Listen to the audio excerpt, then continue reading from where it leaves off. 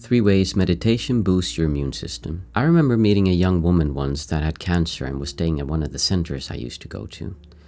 The first time, I didn't actually meet her. I just heard the attendants talk about this young Western girl who had been diagnosed with cancer, and she was staying in her room. They brought her food and she sat in there and meditated the whole days. The second time was a few months later when she was feeling a bit better and she was actually moving around in the meditation center. She was still sitting most of the time in her room to meditate, but she came out every now and then to have lunch with the others. I had a quick talk with her one time and she just explained to me that she believed that the best way for her helping her body heal from this cancer was to do lots of meditation and to eat food that she believed was healthy for her, which in her case was vegetarian food. I came back once again to the center a few months later, but then she had gone away. I asked one of the attendants what had happened and he said, "Oh, it's the power of the Buddha. He saved her and she's cured from her cancer, no medicines, no anything. She just got better by meditation, the right food, and the power of the Buddha," was the way he explained it to her. I, of course, have no idea if she took any medicine, if she didn't, or what it was that happened, but what I do know is that I meet a lot of people at these centers who come there because they have some kind of ailments and they want to get better. Just one word of warning, please don't stop taking your medicine, don't stop going to the doctor and think that you're going to cure whatever it is you're suffering from just by meditating and eating healthy.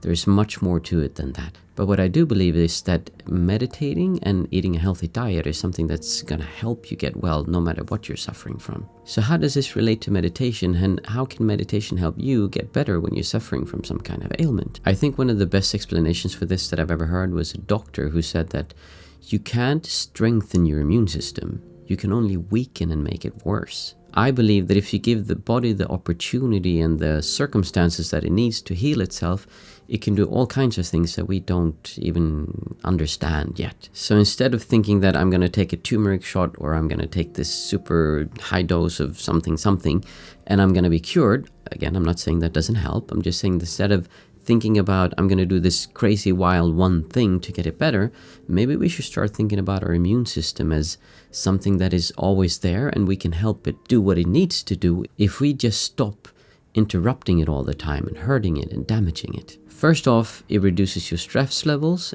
and it relaxes you physically.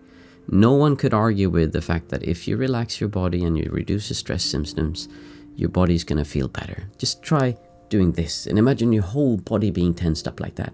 What kind of blood flow are you going to get? What kind of movement in your body are you going to have when you're that tense all the time? So by meditating, we relax and we let the body do the rest. Another very common thing that people say is that meditation reduces pain.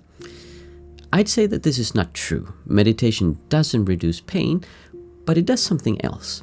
When you have pain, there are 2 parts to it. There's the physical pain, and then there's your reaction to that pain. The way that I like to explain it is that you have reality the way it is, and you have reality the way you want it to be.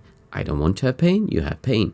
When these 2 don't align, you have this friction, you have this distortion that is causing all this friction in between and the suffering you're experiencing. So by taking this part away, you're just experiencing the pain. A good way to look at that is next time you go into the shower, put your hand on the temperature control and prepare to do it all the way to the cold, but don't actually do it, just prepare to do it. And feel if you're feeling any kind of aversion, any kind of pushing and pulling against the thought of being showered in cold water. Sleep. Sleep is probably the most important thing you can do to help your body heal. And meditation is a great way to help you relax and get prepared for sleep. It also creates a habit. If you meditate every day before you go to bed at the same time, it creates a habit where you prepare for bed, you turn off your phone and you do your meditation. So it calms you down and it makes you prepared for going to bed. I'd also like to say that the 2 I just mentioned, where it reduces stress and tension and physical pain, is part of why it helps you go to sleep, because when you take those parts away, you have a much easier time falling asleep and staying asleep. So a more useful way of thinking how you can help your body heal itself is that how can I get out of the way to let my body do the healing? How can I have less stress? How can I have less tension? How can I have more tranquility, more ease, and more happiness to make myself heal faster? Make sure you check out the other video I have right here on common meditation mistakes we all make.